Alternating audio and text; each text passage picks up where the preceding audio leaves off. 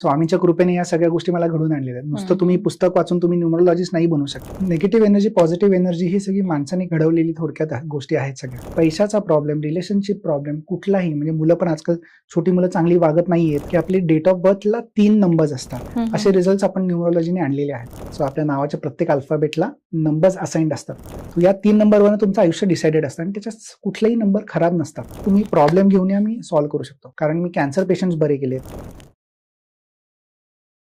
नमस्कार मंडळी, महाराष्ट्र लेडीज असोसिएशनच्या या पॉडकास्टमध्ये पुनश्च एकदा सर्वांचं मनःपूर्वक स्वागत. नेहमीप्रमाणेच आजही आम्ही एक वेगळा विषय घेऊन आलेलो आहोत आणि नक्कीच ती माहिती पण तुम्हाला खूप आवडणार आहे याची आम्हाला खात्रीच आहे. आज आपल्या स्टुडिओमध्ये आपल्याला भेटण्यासाठी आलेले आहेत निलेशजी, जे अंकशास्त्रामधून त्यांनी काम केलेलं आहे आणि अंकशास्त्रामधून आयुष्याचा मार्ग, यशाचा मार्ग ते आज आपल्याला सांगणार आहेत. तर निलेशजी, आपलं MLA पॉडकास्टमध्ये मनःपूर्वक स्वागत. थँक्यू. तर आपण आत्ताच जसं मी म्हणाले की अंकशास्त्रामधून आयुष्याची क्रांती किंवा काय आहे, तर आपण याच्याबद्दल काय सांगाल? म्हणजे स्वतःबद्दल आधी सांगा मला थोडंसं. माझा 22 वर्षाचा अनुभव आहे या क्षेत्रामध्ये आणि आतापर्यंत 17,000 प्लस रिझल्ट दिलेले आहेत मी. अरे वा, खूप छान. सो एक्सपिरियन्स हा खूप दांडगा आहे आणि त्या एक्सपिरियन्स मधनं शिकत डेव्हलप होत आणि रिस्ट्रक्चर करत सगळ्या गोष्टी. आता मी अगदी प्राऊडली सांगू शकतो की जगातला सगळ्यात फास्टेस्ट रिझल्ट गिव्हिंग न्यूमरोलॉजिस्ट आहे मी सध्या. अरे वा, खूप छान. वा, खूप अभिनंदन त्यासाठी तुमचं. मग सुरुवातीपासूनच असं होतं का की न्यूमरोलॉजी मध्येच तुम्हाला करिअर करायचं आहे की? न्यूमरोलॉजी माहिती नव्हती आधी काही, पण लहानपणीपासून गॉड गिफ्ट होतं काहीतरी, म्हणजे समजायच्या गोष्टी किंवा कळायच्या गोष्टी, पण त्याचा काय, त्याचा उपयोग कसा करायचा, काय करायचं काहीच माहिती नव्हतं. ज्यावेळेस CA मी देत होतो, सो माझं शिक्षण सगळं कॉमर्स मधलं झालंय, BCom, MCom, CWA, CA, MBA finance. So CA ज्यावेळेस करत होतो आणि 3 वेळा नापास झालो होतो, त्यावेळेस माझ्या वडिलांनी न्यूमरोलॉजीचा अभ्यास केला माझ्यासाठी की माझा मुलगा पास व्हावा काहीतरी करून. की का होत नाही, का होत नाहीये ते कळतच नव्हतं अजिबात. म्हणजे I was a good student, I am a good student, पण का होत नाहीये त्याचे काहीच दागेदोरे कळत नव्हते. त्यावेळेस मग माझ्या वडिलांनी माझं स्पेलिंग बदललं आणि मी पास झालो. पण मला असं वाटत होतं की मी माझ्या अभ्यासामुळे पास झालो, मी स्पेलिंगमुळे नाही झालो. मग वडील म्हणाले की तुमचे जे नापास झालेले फ्रेंड्स आहेत त्यांना घेऊन ये. आम्ही त्यांना घेऊन आलो, त्यांचं स्पेलिंग बदललं, ते पास झाले. मग म्हटलं कुठेतरी काहीतरी चांगलं होतंय आणि ही एक नवीन हे जे नवीन शास्त्र आहे ते कुठेतरी यूज होऊ शकतं सगळ्यांसाठी. आणि मग त्यावेळेसपासून हे साधारण 2003 पासून एवढ्या गोष्टी कळायला लागल्या. अचानक सगळ्या गोष्टी घडून आल्या, सगळ्या गोष्टी इंट्युशन्स खूप जास्त पॉवरफुल झाल्या. म्हणजे तो बदल केल्यानंतर आणि मग मला चॉईस होते की लोकांचं फक्त प्रेडिक्शन करायचं का लोकांचं भलं करायचं, म्हणजे करेक्शन करायचं. सो मी करेक्शनचा मार्ग अवलंबला आणि म्हटलं चला, कारण त्या निमित्ताने लोकांना कशा गोष्टी सुधरून देऊ शकतो हे सगळं न्यूमरोलॉजी मध्ये आहे. एवढं फरक पडू शकतो. आणि किती वर्षांचा अनुभव आहे? 22 वर्ष. अरे वा, खूप दांडगा अनुभव आहे. तर अनुभव तर तुमचा मोठा आहेच, पण तरी थोडक्यात तुम्ही न्यूमरोलॉजी म्हणजे नेमकं काय सांगाल? न्यूमरोलॉजी म्हणजे अंकशास्त्र मराठी भाषेप्रमाणे, पण त्याचा हा जोड ऍक्च्युली मी जी मेथड वापरतो ती सगळ्यात जुनी मेथड आहे, त्याला कबाला नंबर्स म्हणतात. इस्रायलचे नंबर्स आहेत. म्हणजे नंबर्सला, प्रत्येक नंबरला वाइब्स असतात, व्हायब्रेशन्स असतात 1 ते 9.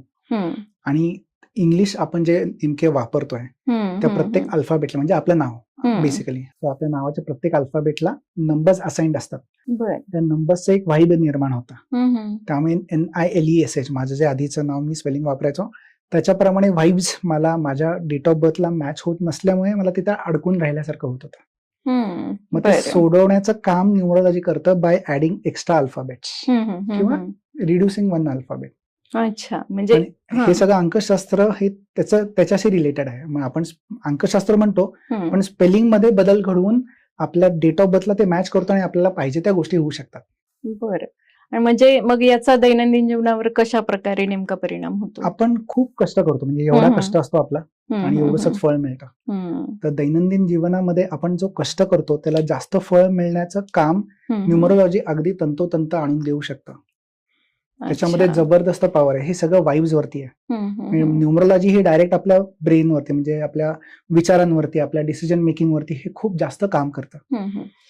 आता जसं तुम्ही म्हणालात की तुमच्या नावामध्ये तुम्ही छोटासा बदल केला आणि आयुष्यात आमूलाग्र बदल झाले असं म्हणालात, पण आता हे अंकशास्त्र आहे आणि नाव आहे, आता ह्या दोन्ही गोष्टी आहेत, पण मग हे अंकशास्त्र म्हणजे नेमकं मग तुम्ही जन्मतारखेवरून म्हणजे काय नेमकं कशाचा संदर्भ घेतला जातो? जन्मतारखेवरून घेतला जातो बेसिकली, की आपली डेट ऑफ बर्थला 3 नंबर्स असतात. एक बर्थ नंबर असतो, आता मी मुद्दाम इंग्लिशमध्ये बोलेल कारण जो तिसरा नंबर आहे तो मराठीमध्ये अवेलेबलच नाहीये. सो मी जी मेथड वापरतो त्यामुळे मला रिझल्ट फास्ट येतात. सो पहिलाच बर्थ नंबर, दुसरा आहे डेस्टिनी नंबर, ज्याला लाईफ पाथ पण नंबर म्हणतात. बर्थ नंबर म्हणजे आपला पहिला, म्हणजे 1 जानेवारी म्हणजे हा पहिला जन्मतारीख जी आपली मूळ. डेट ऑफ बर्थची टोटल ही आपली डेस्टिनी नंबर किंवा लाईफ पाथ नंबर येतात. आणि तिसरा नंबर जो खूप इम्पॉर्टंट आहे, जे खूप लोकांना माहिती पण नाहीये, तो आपला रूट नंबर आहे.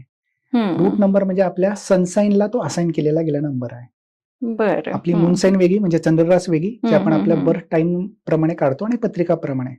पण इंग्लिश कॅलेंडर प्रमाणे बर्थ टाइमला व्हॅल्यू नाहीये, तिकडे बर्थ डेटला व्हॅल्यू आहे, ज्याला रूट नंबर असाइन केला जातो.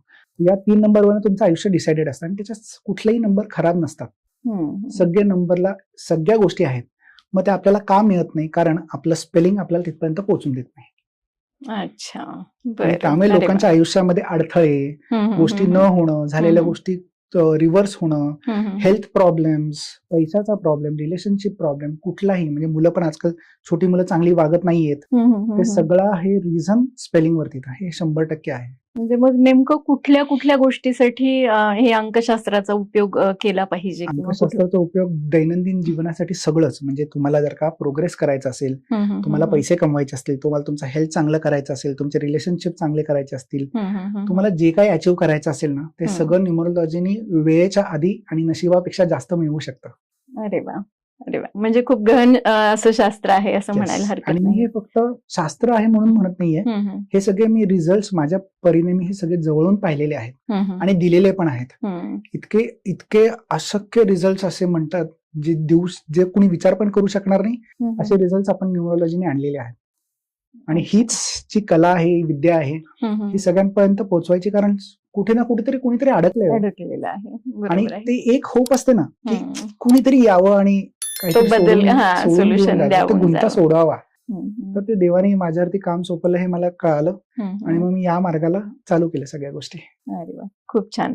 म्हणजे करिअर असेल किंवा एक घरामध्ये जे रिलेशनशिप आहेत त्याच्यामध्ये एक समाधान, या सगळ्या गोष्टीसाठी या शास्त्राचा उपयोग करता येतो. खूप जास्त. बरं, हे सगळं तर आहे की करिअर आहे किंवा सगळं आपण कार्यरत आहे आणि याला कुठेतरी उपयोग होतो असं म्हणतात, तरीही एक असं एक असतं की एक दैवीशास्त्र किंवा एक पॉझिटिव्ह एनर्जी, निगेटिव्ह एनर्जी अशी जी काही म्हटली जाते, तर याचा आयुष्यावर कसा इम्पॅक्ट होतो आणि हे अंकशास्त्र याच्यावर कसा उपाय देऊ शकतं? बरं, निगेटिव्ह एनर्जी, पॉझिटिव्ह एनर्जी ही सगळी माणसाने घडवलेली थोडक्यात गोष्टी आहेत सगळ्या. आणि त्याचा सगळ्यात आपल्याला अनुभव करता येतो जेव्हा आपल्याला निगेटिव्ह थॉट्स येतात किंवा लोक ओव्हरथिंक करतात. ते कशामुळे? कारण एखादी गोष्ट आपल्या मनासारखी घडली नाही की आपण त्याच्यावरती निगेटिव्ह विचार करायला लागतो. आज आपण छान काहीतरीच खाल्लं तर आपण त्याच्यावरती छान विचार नाही करत. आज पोहे खाल्ले, दिवसभर पोह्याचा विचार नाही करत, पण मी आज पोह्यामध्ये आज मीठ कमी पडलं हे दिवसभर मात्र विचार करतो. जे कमी आहे त्याच्याकडे थोडं बघितलं जातं, त्याच्याकडे जास्त लक्ष दिलं. हे मानव धर्मच किंवा मानव तसंच केलेला, घडवलेला आहे की असं करावं. तेच आपण जर का स्पेलिंग चेंज करून या विचारांमध्ये जर का बदल आणला तर म्हणतात ना की विचार बदला नशीब बदलेल. हेच तर आहे. तर ते विचार बदलण्याचं काम, विचारला चॅनलाइज करायचं काम, हे सगळ्या गोष्टी न्यूमरोलॉजीने करून आणू शकतो आपण. हा माझा अनुभव आहे. आणि मी आधी छातीटोकपणे म्हणू शकतो की तुम्ही प्रॉब्लेम घेऊन या, मी सॉल्व्ह करू शकतो. कारण मी कॅन्सर पेशंट बरे केलेत आणि चाइल्ड ऑटिझम मध्ये फरक आणून दिलेला आहे. लोकांचे लग्न झालेले आहेत, त्यांची लग्न होऊन दिलेत. मुलं होत नाहीये, त्यांना मुलं झालेली आहेत. ऑटिझम सारख्या गोष्टीमध्ये याचा फरक पडतो. तर मी पहिला माणूस आहे जो ऑटिझम वरती आज काम करतोय स्पेलिंगसाठी, आणि माझ्या क्लायंट्सला फरक आलेला आहे. विचार करा, ते आई वडील किती खुश झाले. हो, नक्कीच नक्कीच. अरे वा, खूपच छान, खूप छान.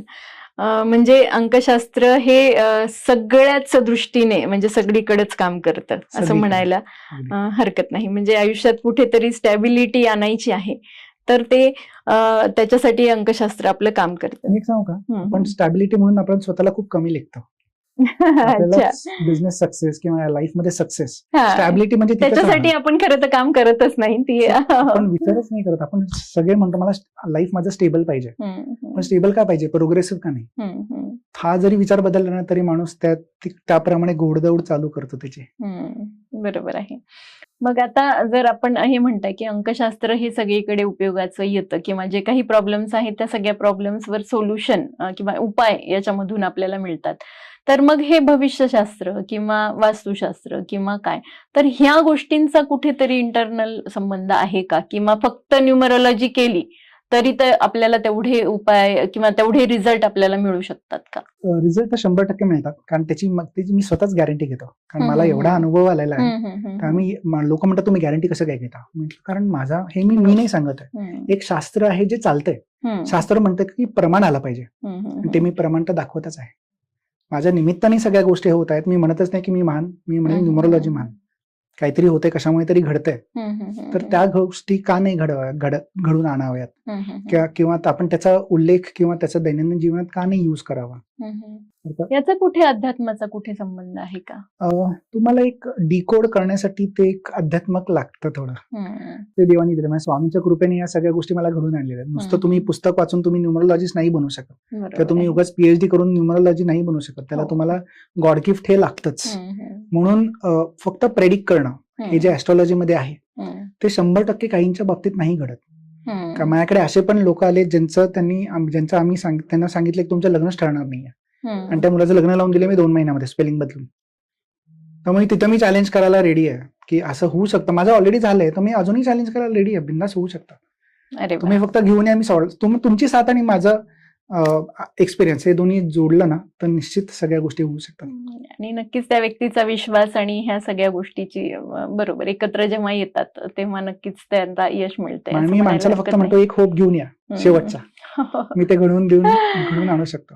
वा, खूपच छान. आणि तुमचा हा एक्सपिरियन्स ऐकून नक्कीच छान वाटलं की एवढ्या प्रकारच्या प्रॉब्लेमवर इथे उपाय मिळू शकतात. अगदी 100% अगदी. म्हणजे मी एवढा कॉन्फिडेंट आहे ना की लोक म्हणतात ओव्हर कॉन्फिडेंट आहे का, म्हटलं काही म्हणा, तुम्हाला रिझल्ट आल्याशी मतलब.